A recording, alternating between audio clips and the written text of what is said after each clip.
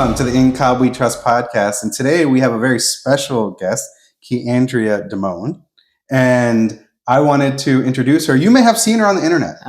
You may have seen her. But I'll let you introduce yourself. And why did you get internet famous? It was kind of accidentally, but my name is Kiandria Demone, and I am an activist and an entrepreneur and an internet personality. And I started getting a lot of attention in the past week or so because I kind of accidentally uncovered a corrupt payment processing system. Like, that sounds like an exaggeration, but it's not at all. No, you have made waves. And kind of briefly, can you tell us about what's been going on? Sure. So there is, I'm sure you guys have heard, there's this viral story of a woman named Shiloh Hendricks, who is white, that was caught on camera calling an autistic Black child the N-word. For whatever reason, that doesn't matter. She hurled this racial slur at a child, and she was filmed, as you know, that's normalized now. But instead of taking any accountability, she not only played the victim and doubled down, she posted a crowdfunding link and she started collecting donations for this. So she started monetizing hundreds of thousands. In the hundreds of thousands. As far as I know now, it's at $750,000. So she started collecting donations after being seen in this viral video. And a lot of people were, I won't even say people were outraged, because outrage, that's what scared me. Outrage, when you are mad, then you're doing something about it. When you are mad, you still have the passion there. What I saw was people were defeated. They were sad. I was sad. I was like gutted when I saw that. Not that she did it, because who's surprised? But the fact that she had gotten that sort of support monetarily was insane.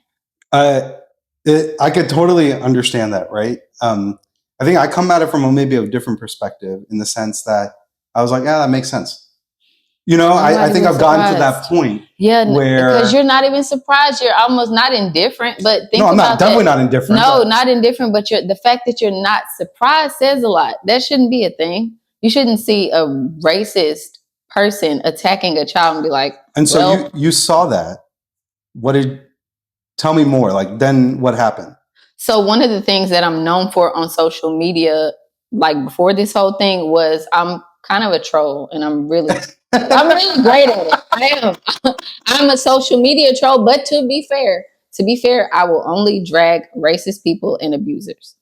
So that is my niche, right? Mm-hmm. So somebody said that today. They were like, Kiandria just loves to drag people. Well, if you're not racist, you should be safe, right? So one of the things I'm known for is just dragging racist people online. So that's how the story actually got to me, is my followers were bringing it to my attention, and they were kind of like, ooh, this is about to be good. Like, did you see this? I know you're about to drag her. One thing I'm known for doing is making people my profile picture, right? So that's how you know you are about to get dragged, and the entire internet is about to see it. So they were like, I know this is about to be your next profile picture. But when I saw it, it didn't land on me like that. I was sad, and people were asking me for like days at a time, like 2 days passing. They're like, did you see this? Did you see this? Where's the profile picture at? And I was just devastated. I was devastated. I wasn't angry. I was devastated about that. I know I said I wasn't surprised, but just the inhumanity of the moment. It was sickening. It's a child. Mm-hmm. It's a child. How do you have so much hate in your heart to call a child? And, you know, neurotypical, atypical, it doesn't matter to me. It's a child. Mm-hmm. We protect children. It is the antithesis of being human to go after a child. Agreed, for sure. I was disgusted by it, and I wanted to do something. And I saw a lot of people, they were filing their reports and they were filing complaints. And I was just I was looking into it, because I'm like, this is not okay. You know, so I'm just down this rabbit hole. I watched some videos, and I'm on their website figuring out. I saw a lot of people saying we want to get their site shut down, right? Give, send, go. So I was originally just looking to Give, send, go. Mm-hmm. Okay. Mm-hmm. Yeah. So I was originally looking to just see if there were any things on their website that would be red flags. And so I started just looking on the website, and it occurred to me, I'm like, you know what, even if we were successful in getting this site taken down, let's say I find something like, oh, you guys aren't compliant here, they're just going to fix it and keep operating anyway, right? So it's always about the money. It's about the money. I said, but I want to know, where's the money at? So I started thinking like, Give, Send, Go might be a big platform, but they're an online crowdfunding site. They are not their own bank, right? So I started thinking, who is the bank? Where is the money at? And that's one that's one way of thinking I think was instilled in me by my mom. And it's like, there's always somebody with their hand in the pot. And I'll be honest, if I'll just say like, honestly, because I've said this on my social media too, any sort of scandal, any sort of devastation, especially in this country, there's always a rich white man at the top with his hand in the pot. It's called the Chris Tucker rule from yes. Oh my God. Yes. I follow the rich white man. Follow the rich white man. So I thought about that, and I was like, somebody got their hand in this pot. So I went to the checkout page, and a lot of the time you can see the payment processor on the checkout page, but I couldn't even find it listed on the checkout page. So I started thinking, and I'm like, if they have a third-party payment processor, that's a plugin. And a plugin can be found in your HTML code. So those are the breadcrumbs that essentially led me there. And so you identify that there were companies, Square, I believe. Block Inc. So that's something else. Okay. Yeah, that's something I want to be clear about. Okay. Which that's not denying that Square was involved. Okay. But when I originally broke down the code and I originally saw the keyword that I was looking for, well, I wasn't looking for them, but the keyword that I found was Block, right? Block Inc. So Block Inc. is the parent company for Square. They own a lot of different services and they offer a lot of different things, and Square is their payment processor. So when I originally found it, I said I saw Block Inc. several times, right? So they were connected. Block Inc. was connected to that campaign, right? And I called them out and said they are the parent company of Square, Cash App, Afterpay, and Tidal, right? And initially everybody was calling for a boycott of all of them. And I think Square just acted guilty. Like people really didn't need a lot to push back with Square because they were so sick of Square anyway. Square and Cash App, because of their terrible business practices, most people were like, say less. I believe it because I had a horrible experience. And they have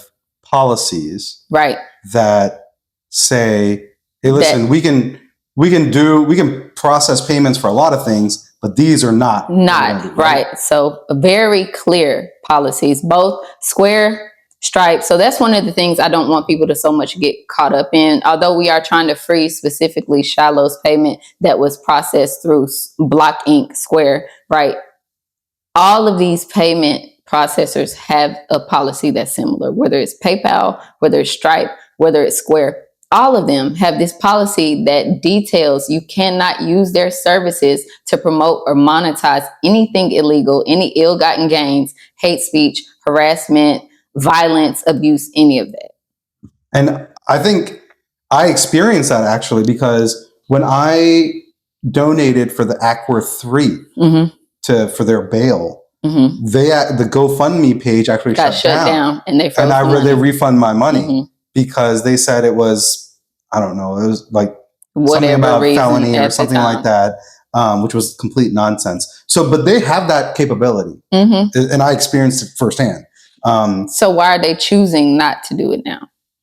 Well, you and I could both venture to guess. So the big thing that I'm hearing from you is you saw wrong. It didn't sit right with you.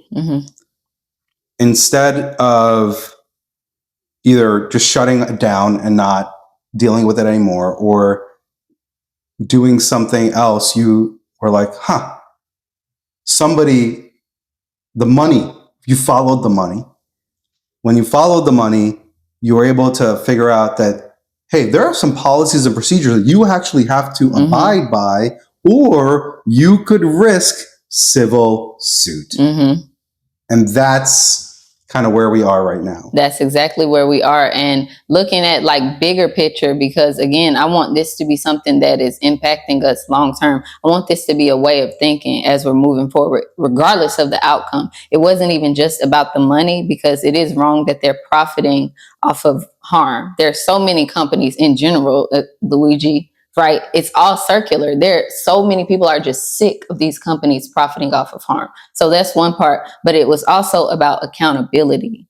Somebody has to be held accountable. And in this case, I found the person who needed to be held accountable. So if Give, Send, Go is not accountable for whatever reason, I've heard everything under the sun. Well, they're a for-profit company, or technically they did this. They're standing under Christian values. I don't care about any of that. Somebody has to be held accountable. So we're going to figure out who. And in this case, the payment processors and the bank, they have to be held accountable because they do have policies. Give, Send, Go can write their own policy to say whatever. I've even heard that they've been changing it since this happened. Now, I'm not sure if they're actively doing that, but that's come to my attention as well. But these banks and these payment processors, you already have a policy that you have held a countless number of people to. You don't get to just apply it willy-nilly to uphold white supremacy. Not without consequence, anyway. I mean, I think that's there. You hit it right. I can't say any better. Accountability. The buck has to stop somewhere. And when we hold people accountable, maybe behavior changes. Maybe. Okay. This is the first time we've met. Never met before. Right. So I always like to ask people who are sitting in that chair kind of where they grew up and a little bit about their story. Well, I'm from Alabama. Okay. So that also, I think, plays a huge role, because I have somewhat of a thick skin when it comes to racism. I've had people asking me, like, how do you feel, people harassing you, and now I'm seeing people calling you racial slurs. Just tell me how you're dealing with that. I'm from Bama. Baby. I'm from Alabama. Okay, do you think that's the first time I've ever been called a monkey? No, unfortunately, no, it's not. I've been called the N-word, and I've built a thick skin about that. So I think that's one of the things. My upbringing, for sure, is significant. Where in Alabama? Huntsville. Huntsville. Okay. Yeah. And that's where you went to school. And your parents, they're still there? Yes, both parents are still in Huntsville. And any kids or are you married? Anything like that? I'm widowed. You're widowed. Oh, yeah, oh my gosh, I'm so sorry. Yeah, it's okay. I didn't know we were going to talk about that on camera. I talk about it all the time. It's a part of my story for sure. Okay, I'm so sorry to hear that. How long have you been widowed? Since 2020, so going on 5 years now. Okay. Wow, that's hard. I don't want to ask how old you are, but I'm 33, so I was in my 20s. Yeah. Damn, that is rough. And I unfortunately deal with people who die in the hospital in their 20s and their 30s and their 40s and 50s and 60s all the way up. It's never easy. And you said you were married for 5 years. Oh, how long was I married? No, we were married for. He was my high school sweetheart. Oh, so okay. We would, had he not passed, I think it would be like 12 years now. So yeah, he passed in 2020. I thought you meant how long have I been widowed? And you don't have to share the circumstances if you don't want to. That's fine. I talk about that all the time. I've literally gone viral on that on TikTok for that. So really? None of this is new. How? So he was in an accident. So he crashed his work truck in Alabama. Oh my gosh. Accidents, number one reason for young people to die. Yeah. Unfortunately, cancer is creeping up right now for young people. How do you think? That's news to me. Yeah, it's crazy. Young people getting colon cancer at younger and younger rates, and so they've changed the screening criteria for. It used to be, you were 50 when you had to get your first colonoscopy, and they moved that down. And my sister actually was somebody that was diagnosed with colon cancer at a young age, and so she's okay though. But it changes you. I think it changes you. And how do you think it's changed you?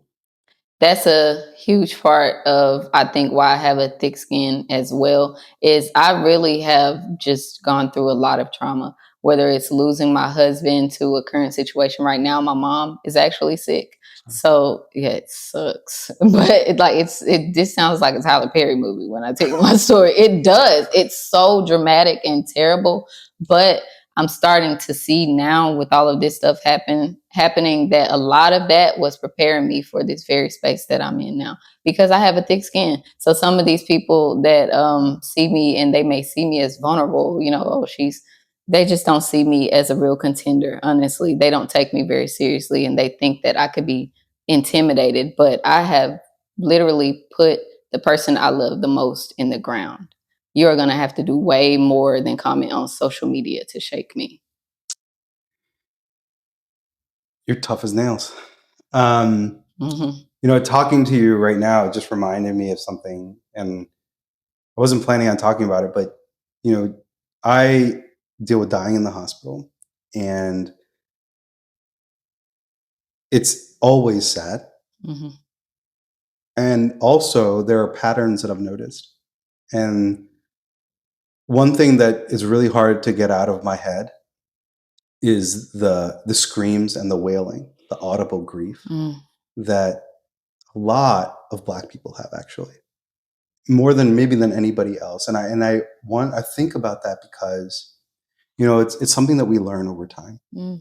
And I always have in the back of my mind the trauma that Black people have suffered in this country, seeing your loved ones die, seeing people ripped away from you, seeing your babies ripped away from you, and that audible grief that I hear. Like guttural. That's exactly what it is. It's guttural. When you hear it, it hits you in your soul. And I always wonder, I was like, was that from all that time? Mm-hmm. I think so. I'm just thinking about that as you're talking, and I'm thinking as it relates to my experience. And I know I could say, like with my husband, right? I was in a position where I didn't feel like I had the luxury of falling apart.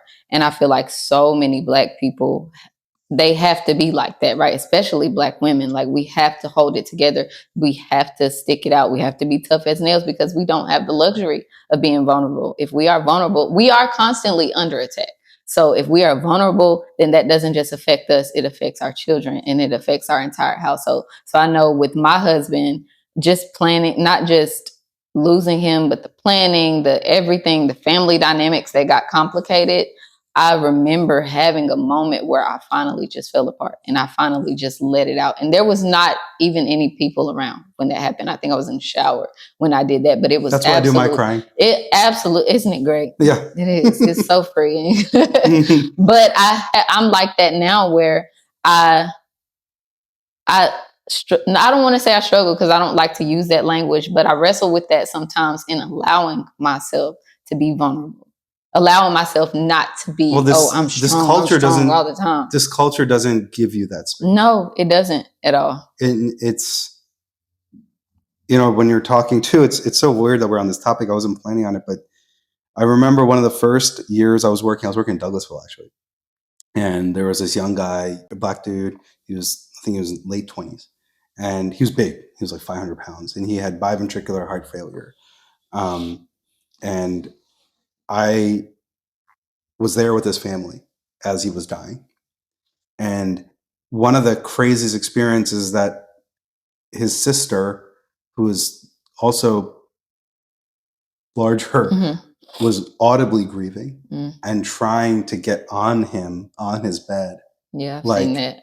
And be with him. And I was like, he wasn't off the ventilator yet. Like if she had messed things up, it could really go wrong. And it was like his sister, me, and the patient. And I was the only thing in front. And I ended up I was like, help. And her brother comes behind her and just like wraps her and takes her out of the room. And he ended up eventually passing away. And when I had to go pronounce him, essentially, because everything had happened so quickly, I didn't realize that he had a defibrillator in place. So like a automatic defibrillator, something to shock your heart. And so when I went to go examine his heart, he goes, and I was like, oh no. Imagine that happening in a room of like 15 people. Oh no. And the only thing, I don't know how it came to me, but the only thing that came to my mind was like, was he a Joker? And they all died laughing. They all died. I was like, holy shit. Like that was wild. Crazy. One of the things that I think has helped me get through the things I've been through is dark humor. And everybody doesn't appreciate it, but that's what that sounds like to me. Oh, sure. Yeah, we have some pretty dark humor. And it's not in a irreverent tone.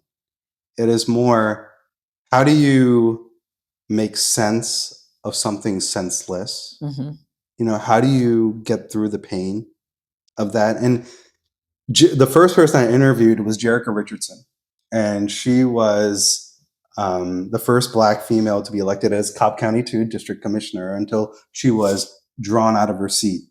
It was shenanigans. And I started by talking to her. I'm like, it must be really hard to be a Black woman. You know, our chair of our Democratic Party, Essence Johnson, we've talked about this, and I have so many friends in the hospital who are nurses and doctors, and I'm like, it just, if I was in that position, it's hard for me not to be angry all the time. I mean, I'm angry at baseline, but like, if I was a Black female, I just would say like, fuck all y'all, right? Like, I'm done. I've had it. And I think that was, for me, like, it was so painful to have Kamala lose, but I can't imagine what it's like to be a Black female and have her lose. I see that. In the face of such racism. And you know what? That's one of the things. I'm proudly a member of the 92%, right? Like, we have organized into a whole club. I'm super proud of that.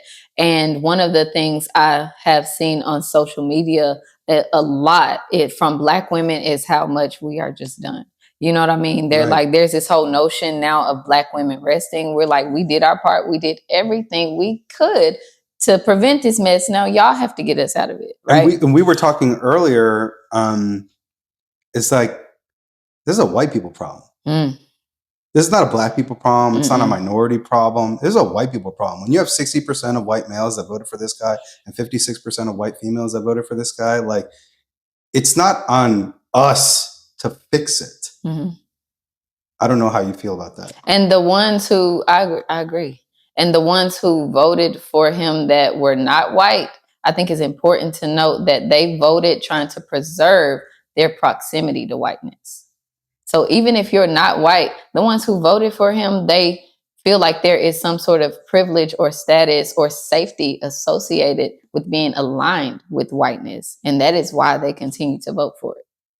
And all this, I think, must inform your politics. But you told me when we were off camera that you weren't originally in politics. No, I wasn't at all. So I started out in college at the University of Alabama, Huntsville. So I started out as a poli-sci major, and it sucked. Like, it just was not for me. I did not like it at all. So I changed to communications, and I was doing marketing since then. Pretty much out of college, I've been doing marketing.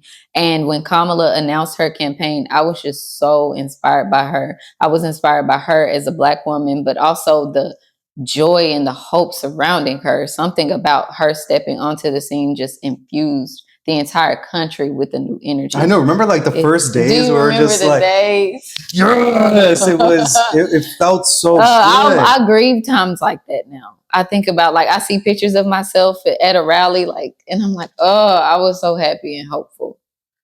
I do, but I didn't start out in politics. I started making merch when Kamala announced her candidacy because I was just so excited about her cause. And there were a lot of people. I found a community on Threads, really, where there were so many people just excited about her. And I kept seeing people saying, you know, we understand the assignment, that, as in, like, we want to make a difference, so we know what we have to do, right? And everybody was like, we need some "We Understand the Assignment" t-shirts and crickets. Well, you created that? I understand the assignment t-shirt, yeah. I went viral for creating a t-shirt that said, I understand the assignment. No shit. Like, That is awesome. Okay, I have an understanding the assignment pin. I went viral for creating that sort of merch. Then it just kind of grew after that. But initially, I started creating those T-shirts. And that's how I got into the space of just following, giving commentary on either her campaign, the craziness that the other one was doing. And just that's how I really got super involved. But initially, I wasn't. I won't say this is important to me too. Up until Kamala and this past year, I would say I was happy when I saw Barack Obama in office, but honestly, I was too young to really understand it like that. But up until this election, awesome. I know it was beautiful to watch, but I don't think I was even old enough to vote. His speech on the night that he won the election in, I think, Lincoln Park. I think it was Lincoln Park. Like, I remember that night. I was too young to value it like that. I remember people being excited because he was in office, but I just feel like I didn't process it and fully understand it because I was young. I had so much pride in my country. Now that I do remember. I was elated. Yeah, I mean, I've not felt that feeling since. I felt the opposite. I felt 100-degree the opposite on November, was it 5th? Remember when it wasn't embarrassing? Oh my gosh. Oh my gosh. I remember when you were excited. But you know, I not to get off topic, but I think it should be mentioned, like the white privilege of having this man as president. Like if Barack Obama, they dragged his name through the mud because he wore a tan suit, or that he forgot to, or he had a coffee in his hand, went for the salute or some bullshit like that. Or who? And I'm just like, you are the same people that took this man through the mud, and you accept all this. Like, don't tell me it's not about. I was gonna say that it's not about that tan suit, and it's not about a salute. It's not about coffee. It is absolutely the fact that he is not a white man. And it's a real slap in the face that he's a black guy. But period, they do not want to accept anybody who is not a white man. It does not matter if they are brown. It does not matter if they're Asian woman at all. It doesn't matter if it is not. It seems like if it's not an old white man, which is weird, but I don't understand that aspect. But they won't accept anybody who's not a white man. For me, it always comes back to the money. Like it's like class mixed with the rich versus the poor. Like the billionaires really versus the poor. And unfortunately, there are people of my socioeconomic status, because I'm like a top 1%er, top 2%er. I'm not a top 0.1%er. And there is a big gap between the 0.1% and where I am, because I still have a mortgage, still have to pay for childcare, I still have to work, a W-2 earner. Not to say that there isn't even more, but I'm closer to the bottom 99% than I am to the 0.1%. But for some reason, people of my socioeconomic status, many of them will be like, yeah, man, I'm voting Republican. It's not just them. It's not just them. That's the weird thing. If you see the look of disgust that started to come on my face, because you're reminding me of the people, it even kind of, I don't agree with it, but it kind of even makes sense when people in the top percent do that. What I don't understand is the lower class people doing it. But again, I think it's preserving that proximity to whiteness. But I was just thinking while you were talking, do you know how many people I personally heard say when in regards to the election, I'm going to vote for Trump because he's going to improve. And they would tell me, he's going to improve the economy. I just saw people like, I'm ready to get this money. I'm voting for Trump because we're going to be getting money with him. Where's this money going to come from? Where is it coming from? What are you talking about? Just because he's in office, suddenly everybody's rich. But I saw that. I saw it. Everybody's going to get their stimmy, right? Like that's what they thought. They were going to get their stimmy. Let it be known that Congress is actually one that passed the laws to give you, and then he signed the checks, and that's why. And I said that till I was blue in the face. It doesn't matter. It seems like, right? No, and but they still. But you're here, and you're still fighting. There are other people with you that are still fighting. Why? Why not throw your hands up and just say, "Fuck it, I'm done"? Because I still have to be here. It's still going to affect me. You know what I mean? And I think that's an important part of it too. One thing I was going to say earlier is that, when we were talking about Black women and Black women resting, and how you're like, this is a white people problem. I've had a couple of people, not too many, but some people kind of calling me out on that, like, oh, I thought Black women were resting, and let the white people handle that. But I want to make that very clear. And I know a lot of Black women will side with me on that. She came for one of our babies. She came for a baby. And when it comes to children, the gloves are off. There is no resting when someone is harming a child.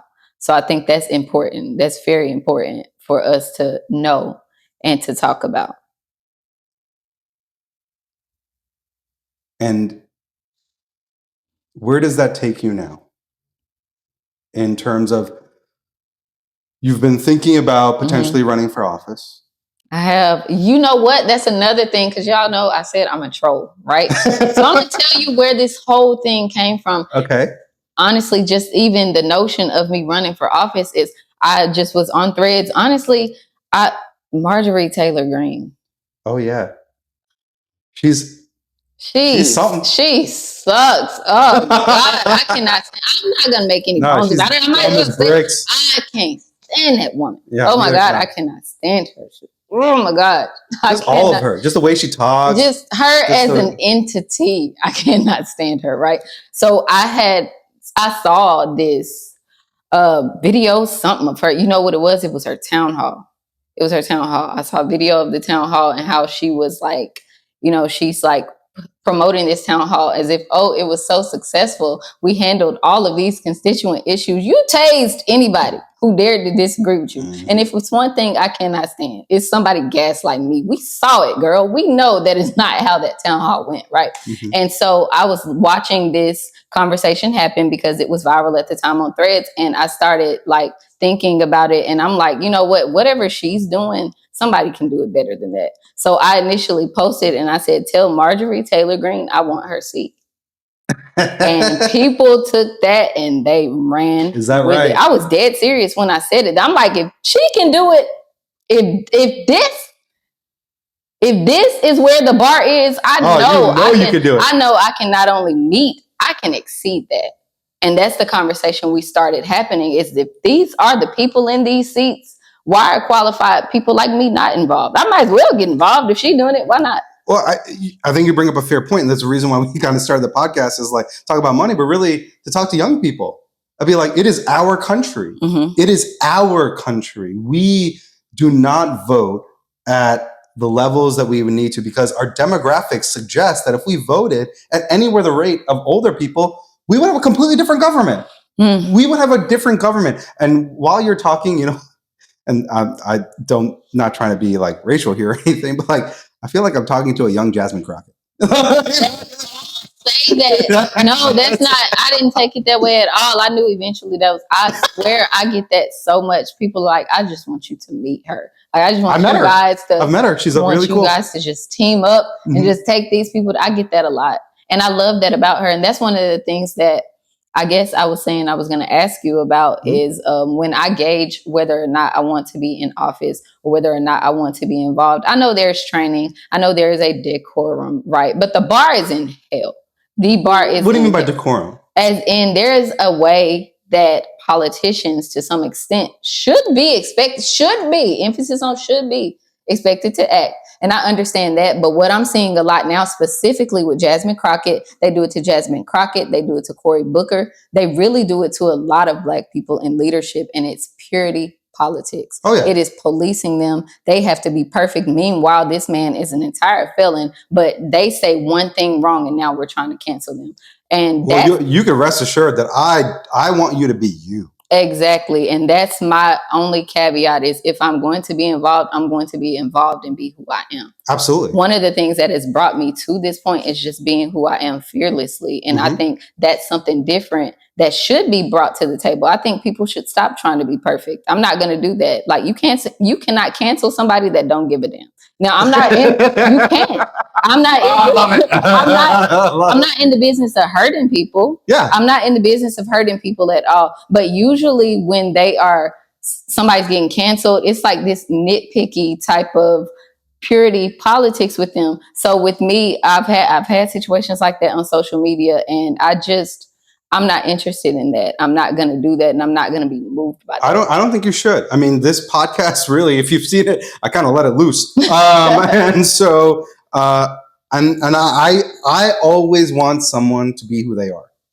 I always want you to be who you are, because if we ask you to be anything different, that's not what we're going for. And it'll fall apart. Yes, I want you to be authentic. Now, that being said, like, are there times where I modulate how I speak in different settings? Yeah, for sure, yeah, we're right? Human, Any right? normal adult would do we're that. an adult. But no, I love it. Like, I want, because I think that's what people want to see. They want to see fire.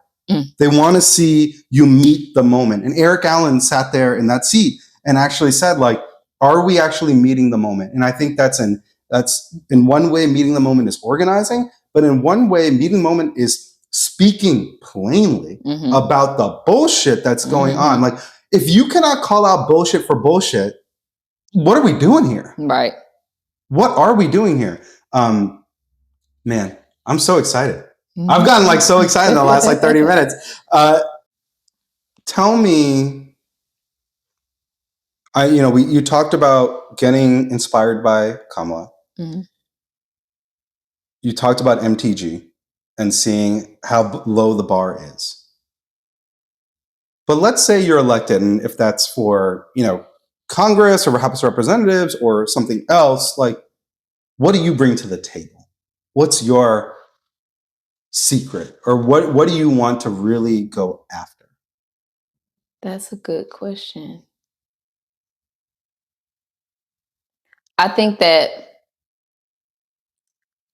a lot of what I see just as a citizen right now is there's a common interest of something. There's a common outrage. And then we see these meetings or we see these town halls and we see whatever, we see them in the Senate or whatever that looks like. And we're wondering, why are we not doing anything about that? You know what I mean? Why are we not saying these things? That's one of the things I like about Jasmine Crockett is she'll say it out loud. And I feel like that's something she and I have in common for sure, because I'm going to say it. I'm not one to mince words. If you have not gathered that. So bringing a voice to the people. A voice of people for sure. And an authentic one that's not going to be filtered by purity politics. One that's not going to be intimidated by the people who are trying to shake me at all, because I'm not the type of person I am is I believe in what I believe in. Now, I'm not above reproach and I'm not above feedback, but if I'm passionate about something, I'm going to move and I'm going to get it done. And I feel like that's something that is, no offense to the Democrats, but I've seen it. I know they've seen it. That is the biggest piece of criticism is, why are y'all not doing anything? I agree. And even if this is my thing, even if for whatever technical or legal reason, you can't immediately do anything about it, damn it, at least be loud and mad about it. Why are we all banging the table? What are you doing? Just bang the Shake table. some shit up. Like, get worked up, because we're worked up and we're suffering. And I can't agree with you more. One, for me, a moment might have been Cory Booker's speech. I felt like, all right, finally, take it to these motherfuckers, right? Like, just go after them. Strom Thurmond, racist asshole, longest serving senator from South Carolina that got also famous for the longest filibuster. Why did he filibuster? Civil rights legislation. And that was such a beautiful moment to have a black man unseat that. And, it was pretty amazing because dude had to go ketotic, meaning like he starved. So in order to prepare for this, because you can't take a break, you can't take a bathroom break, you can't do nothing when you're filibustering, right? And so he, with his team, figured out is that like he starved and got his metabolism into a ketotic state where he didn't feel hunger. Like he was dehydrated. I'm sure his kidneys took a hit for sure. From being dehydrated. But like that, I don't think that gets talked enough about is like, yeah, he did it. But the physical demand of what it required to stand for that long, like that was awesome. It was, to see. And it's a huge sacrifice for him to have done that, because it did affect him physically. But he just did something about it. And I think a lot of people don't realize that. Like, I think we're in a place, like I said, the bar is in hell. So most people, it is. In politics in general, it is a shit show. But what is worse than making a mistake is inaction. So me, I'm a novice, whatever you would call it. I'm just new to all of this. So I'm not thinking I'm going in and I know everything, but I'm willing to be involved. I'm willing to do something, whatever that looks like. And I think when you ask, hey, what's the missing piece? What is your magic, or what do you bring to the table? I'm going to be active. I'm going to be involved. I'm not silent. I'm not complicit for sure. And they will see me speaking up and being active about the issues that are affecting, at this point, everybody. Last question for you. Mm-hmm. Something I ask everybody. And when I'm talking to dying people, I ask them, what brings meaning into their life? What brings meaning into your life? Question. That is a really great question. I do it for a living. So, I'm a mom. Okay. Right? How old are you? How old? He's 13. Okay. I have a 13-year-old.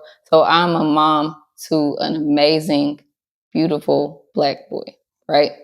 And right now, currently, the space that I'm in, a huge part of what brings meaning to my life is the fact that this is the world he lives in too.